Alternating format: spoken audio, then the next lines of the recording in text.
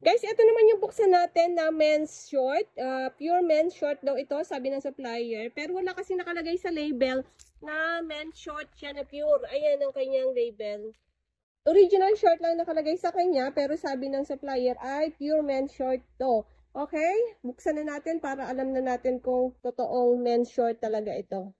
Iko-compare natin guys kung ano ang mas okay. Etong New York na to na medyo nalungkot tayo dahil napakarami niyang pangbabaeng kasama.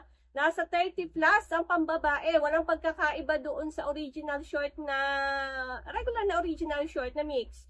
Para na makapag-update sa inyo guys. Okay. Okay. Sana. Pero mapuputla siya. Maputla. Wala tayong checker na nakikita. Okay, unang bunot, panlalaki, size 30. Okay na rin yung kulay, at least maliit ang size. Colombia women. May halong pambabae, Colombia. Ayan. O, pambabae. Jersey, size 36. 32. Babae. Pambata, jersey, ano to, Adidas? Adidas na jersey. 5 Levi's. 505. Size 18. Yan. Ito pang babae, oh. 34. Cargo. Babae. Ito pang babae. Logi tayo doon. Kung garterize din. Pang babae. Another pang babaeng madumi. Champion. Jersey. Super lambot. Levi's pang babae. Jersey. Cargo maliit size. Old Navy active. Uy, Old Navy active. Size 38. Volcom. 36 na cargo. Jersey. Cargo. Size 32. Cargo. 38 po. Okay. Pang babae din. Babae. Ganda. Pang babae. Babae. Lalaki. Jessa. Pang babae. Pamilya ko, mauna na kami sa... Yeah, Giordano. Madilaw. Pang babaeng cycling. Navy. Size 36. Na-cargo. Ano pa yung dumikit na yun? Babae. Jersey. Adidas. Babae. Pero cute siya ba? Big size. Converse. Garterize. Board short. Anong brand? Babae. Pala si Hangten. Babae. Pambabae. Ah, naman. Adidas. Cycling. Athlete. Babae. Ganda ng underarm. Garterize. Size 32. Oh, Ralph Lauren. Size 32 na Ralph Lauren. Anong garter? Nike. Wala nang garter, oh. Bahama. Babaeng napakalaki. Walang garter. Board short. Ganda. Ha? Yan. Oho. Puro pang babae.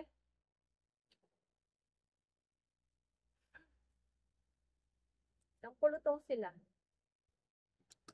Hindi ko lang nilagay yung pambabae kasi akala ko konti lang. Pink. Nagapubay. So, ito guys, madami siyang maliliit. Yung 30 lang ang size. Okay, big size. Pang lalaki siya, pero maigsi. Size 40. Babae. Madami. Parang katulad din nung, ano natin, binuksan na New York. Vans. Ganda ni Vans. Liit lang ng size. Ay. Tapos ang dami. Ay, ito rin. Size 6. Ala, ang dami. Halos magkapares lang sila ng bilang body. Ng body. Bilang.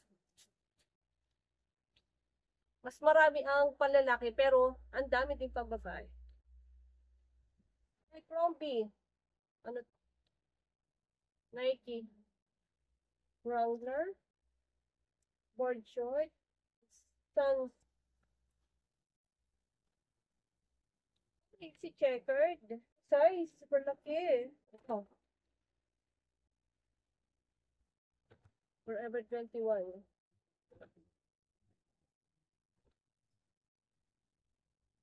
Parang mababait na pa naman. Ito pa, oh. Women's.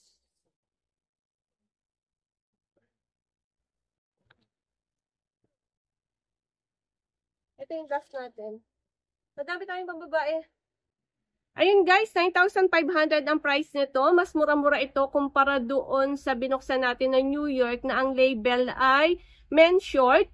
At ang presyo kasi noon ay 12,000 pero inabot ng 13,000 ang ating nagastos kasi nga galing pa siya ng Manila. At dahil lagi nga tayo naghahanap ng men's short. Ako kasi guys, pag nakakakita ko ng men's short, kahit may short pa ako, kahit naka-order ako ng original short, kinukuha ko. Kasi nga, bihirang-bihira yung men's short. Kaya pag may pagkakataon na mayroong akong nakikita na men's short, kinukuha ko. Kaya kahit mahal, kahit 12,000, kahit galing pang Manila yan, kinukuha ko kasi gusto ko nga men's short. Kaya lang, nung binuksan natin, sobrang na-disappoint ako dahil hindi siya pure.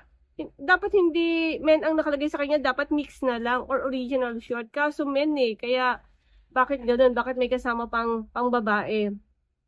At 38 pieces ang kasama ng pangbabae, pera pa yung malalaking size. Madami-dami din yung malaking size na kasama na pangbabae. Hindi ko na binilang, basta yung goods lang binilang ko.